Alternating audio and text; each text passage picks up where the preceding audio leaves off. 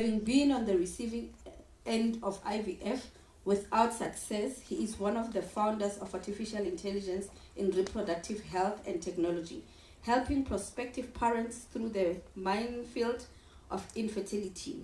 He will be explaining the role of the FertilyGo app and artificial intelligence in assisting prospective parents with the life-changing choices they face when it comes to reproductive health. Can we just put our hands together to welcome J.K. Detroit as he comes to explain the topics.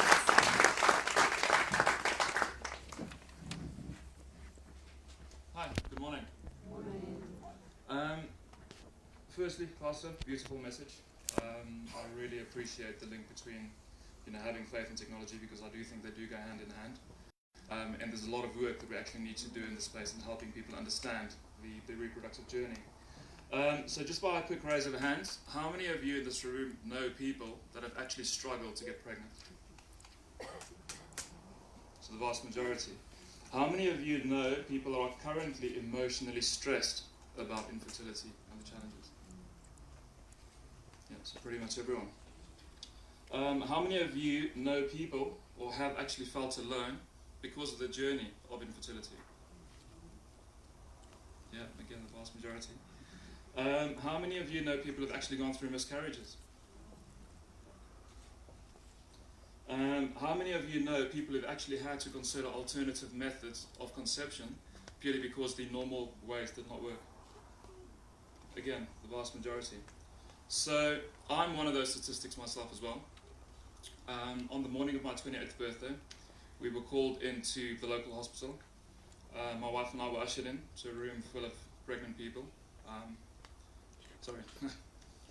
And we were called into this area. We were sat between absolutely everyone, and the doctor effectively called us into a room and said we will never have children. We had two options: we could adopt, or we could go through egg donation. So after going through all the shock, you have to go through. There's a massive grieving process. We eventually started speaking to friends and family about it. But exactly as was mentioned earlier, our friends and family are not equipped to actually help us with these challenges. So a lot of the advice and stuff that we get is stuff that is mastered up. Just relax and it's going to happen for you. A lot of the people, they basically say, eat these herbs. This happened for my auntie or my uncle. It is going to happen purely because they are not equipped to actually help us. And then, of course, my personal favorite is, stand on your head for 10 minutes after sex, and the magic happens. I've stood on my head for 20 minutes after sex, and absolutely nothing actually came from that. So I can vouch that, sometimes the advice that we get from people who are unequipped to help us is not the information that we need. And as a result, we start pulling into our own shells, and we do not get the advice that we need from that. Then we started doing some research around reproductive health and the statistics around us, and we found that 1 in 6 couples are currently struggling. 1 in 6. And then I started looking at the global trends around infertility and what is currently happening around us. And what we found is that it's a global phenomenon. So we actually see the reproductive rates dipping significantly. So if we look at the statistics from 1950 to today, per woman, we are having less than half the children we did just 70 years ago.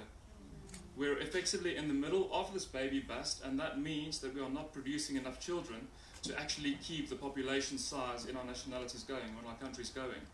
In places like Europe, we're seeing the average couple of 2 people are having 1.1 children in some countries. In other countries like the US, it's down to 1.7 or 1.8. And we know that there are quite a lot of factors actually contributing to this. We know that people are starting to get married later. We know that people are a lot more stressed than they were earlier years. We know there's pollution. We know there are changes in diet. And all these contributing factors effectively turn the subject of infertility into a very, very difficult, very complex matter to broach. Sorry, can we just get the screen back on?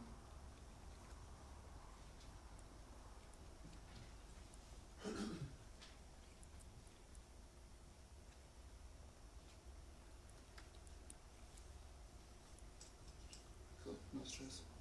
Cool. Sorry guys, I've got a whole presentation just to keep you entertained while I waffle on.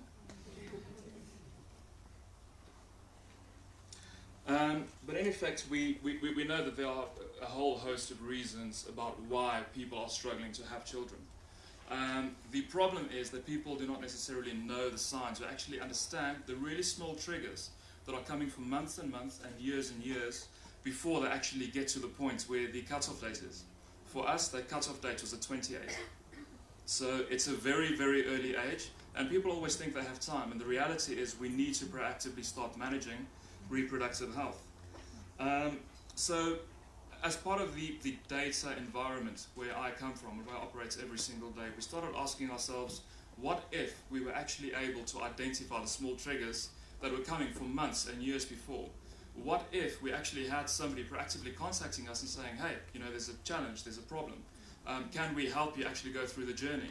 What if there was actually a central point where we could start engaging with the relevant psychologists, with the reproductive specialists, with the people running the relevant blood tests to help us guide and navigate this very complex environment? So the problem is that reproductive health is a very broad area. We know that there are many interrelated challenges and obstacles, and there's no all-encompassing solution that actually operates in a safe and trusted environment. If we turn to friends, they come up with all the advice which they think is the best. They're simply not equipped. If we go to family, it's exactly the same. And we do not always have either access to the relevant doctors, or even if we do not know who the right specialist is to help us guide and navigate. And on top of that, as Karabo mentioned earlier, and as the people mentioned earlier, in a lot of the cultures, it's actually seen as a taboo subject. You cannot go to friends and family. You cannot ask for advice. And as a result, we're starting to see people turn to such drastic measures to actually try and have children. And it shouldn't be that way. People should not be suffering in silence, and people should not be as confused about the matter of infertility as they are. So this is where Fertility or the FertilyGo app basically steps in. So if we then start considering some of these stats, we know that 1 in 6 couples are struggling to conceive, and we know the biggest problem is that they do not know who to speak to about it. So not having the answers typically leads to pressure in relationships, it leads to pressure in friendships, and getting the right advice as a result is super, super important. So if you have a concern, go and speak to your doctor, go and speak to a trusted advisor. We're blessed enough today to actually have a lot of the best specialists in the country here. So if any of you are actually going through anything, please feel free to reach out to any one of us. All of us are here. So the question is, how does FertilyGo help? So what is the role of FertilyGo, and how are we actually helping people get insights? How are we helping people get to the right specialist at the right time in order to make the right decision? So if we consider the world of data and the power that we currently have with the analytics and the tools that we have, some of the stuff that we do on a daily basis using data is we can predict when people are likely to resign from their jobs. I can tell you with a 91% accuracy that somebody is going to feel the need to leave his job within the next 12 months. I can tell you who is likely to buy a new product. I can tell you who's likely to buy a new house. Why don't we start leveraging this type of technology to help people make the right decisions about their reproductive health? So this is where FertilyGo was born. So what FertilyGo does is it effectively creates transparency and data sharing ability between you, your trusted doctor, and some of the world's best medical research facilities. What this then allows is, in a safe and trusted environment, on an app, on your phone, you can start engaging with the relevant specialists. You can start sharing all of your key metrics. So, are you feeling well? Are you having negative reactions to particular medication or medication that you've taken? Are there any negative side effects? Have you got irregular cycles? Do you notice spotting or bleeding when you should not be having that? You can start sharing all this information, and on the back end of this particular data platform, we then have medical specialists and research facilities assisting you, and we can send a push notification to you saying, are you aware that this is happening? Please can you come in and just come speak to someone, just so we can actually get to the bottom of your challenge or what the potential problem is. So the platform is discreet, so nobody will ever have your personal information. The medical facilities will never ever know who you are. All they will have access to is the information they need in order to actually guide you through that process. We are linked to all the best professionals in the country, including some of the medical professionals sitting here today. And we are fully supported by some of the world's best universities and medical faculties, currently about 4,000 researchers supporting us on the medical data starting to flow into this platform. So you're guaranteed of some of the best advice, but it's very important that we actually start engaging, leveraging data and the insights that we can get from that. So we've created a small video around FertilyGo and what it does. Small animation.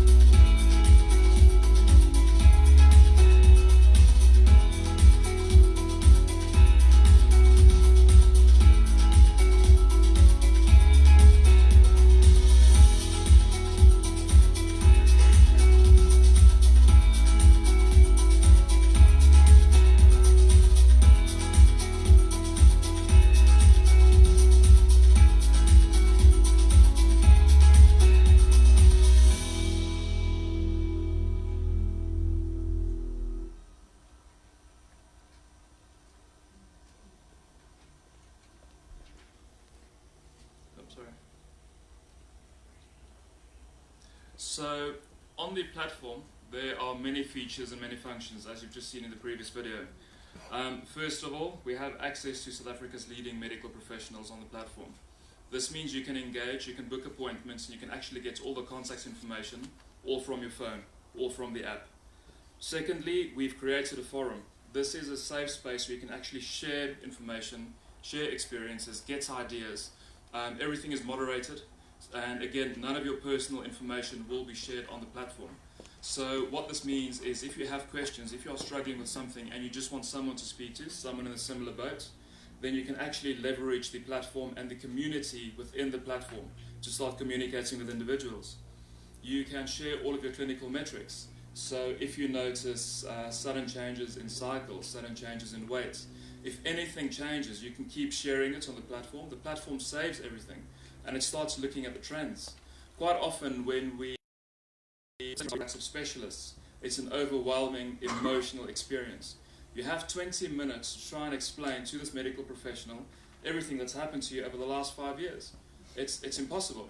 What this means is that all these little bits of information that we've stored in the back of our minds over this time, we are not able to get all the information across. And sometimes a very small thing can actually lead to a very big outcome if we have the ability to track it. So the clinical tracking of your metrics is very important. One of the features that we've built into the platform is you now actually have the ability to, before you get to the doctor, share your entire medical history. So when you get to sit in front of the doctor, you no longer have to worry or you no longer have to stress about telling him everything because you've already recorded everything in one central place. We have smartwatch integration coming in, so if any of you like your Apple Watches or your Garmin's, your heart rate, your sleeping patterns, everything else is being integrated into the platform as well. You have instant document sharing with doctors. How many of you are sitting with physical files that you've gotten from a pharmacist, from a doctor, from a reproductive specialist, from a reflexologist, and you're sitting with this massive pack, you lose the pack, you lose the documents, again, you're losing valuable information that the medical professionals can actually use to try and get you the right advice and the right support. Again, with the platform, you can take photos of it, you can store it in the secure library, and everything is safe and secure, which you can then share with your doctor. You get medical support. Again, we are partnered with some of the best leading medical research facilities on the continent. And there are many other benefits. So we have integrated reminders. We're busy finalizing the medicines platform. What this means is if you are experiencing negative side effects from some of the medications you're using, Tell us. Let us get the information back to the pharmaceutical companies prescribing the medication. Do not suffer in silence. The more information we share, the better we can actually start assisting you with the medical professionals in the room. Again, FertilyGo provides you with a safe space to ask, share and learn from a community of like-minded, health-driven individuals. And we have one specific purpose, and that is to help you navigate the reproductive journey. This entire platform and all the really fancy other stuff about it has one specific focus, and that's just to try and help and support you so that you do not feel overwhelmed, that you constantly have a go-to point to ask questions, share and get the information you need. So some of the new features which we're now building in, of course everything is not doom and gloom. Once you've seen some of the medical professionals, we do more often than not actually get to some kind of a favorable outcome which leads to a pregnancy, which is having a child. So what we now have is we have pregnancy tracking built in, all of your symptoms, all the medications you take, absolutely everything recorded again in the platform, and then of course your baby and milestone tracking once the child is born. The benefit of this is that your baby, when they are born, is going to have a medical record from pre-birth. This is immensely valuable for that child when they get to the age of 5 or 10. Did you have preeclampsia? When the baby was born, what age were they when they got specific injections? What was the impact? Is there anything we can start learning from that? And then how can we use the data from the aggregated market to try and give you the best advice based on those outcomes? So effectively how it works is we've created the FertilyGo platform in the middle, which is, most of you guys have heard the term big data. So when we talk about big data, this is a true big data platform, and we collect data from every single source that you possibly have in your everyday life. You can upload photos, you can upload text, you can upload clinical metrics, blood test results, everything else into the central repository using your phone. And we then do all the work in the background and we engage with all the relevant medical professionals. So it's simple, it's safe, it's secure, it's reliable. So here we've got two actual users. Ilana's actually sitting in the back. Carmen could not join us today. So we've had very, very, very good feedback around the platform, the usability. Is it a perfect solution yet? Very far from it. But we are working every single day and we rely on your feedback into the platform to try and make the platform as accurate and secure as possible. There are multiple modules which you can go look at online. You can download the platform from both Google Play and App Store. So those of you with smartphones, you can go get the platform now. And you can also find us on Instagram and Facebook. But I will be around. I'm going to be here for most of the day. I'm joining the panel as well this afternoon. So please feel free. If you guys have any questions, then let me know.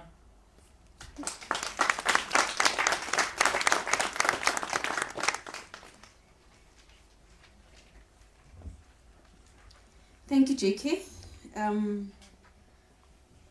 Wow, this is quite interesting. I'm just thinking about what Garabo said earlier on, that this is not only for people in urban areas. I mean, I'm looking at this and I'm thinking that even if you're in the rural area, everybody has got, or at least almost everybody has got a cell phone in their hand. And these are some of the apps that can actually help you to have access to information. If you're in the rural area and you don't have access to the specialists that we are exposed to in urban areas, these are some of the resources that we can use. And thank you so much for the information. I am not going to waste time. Our next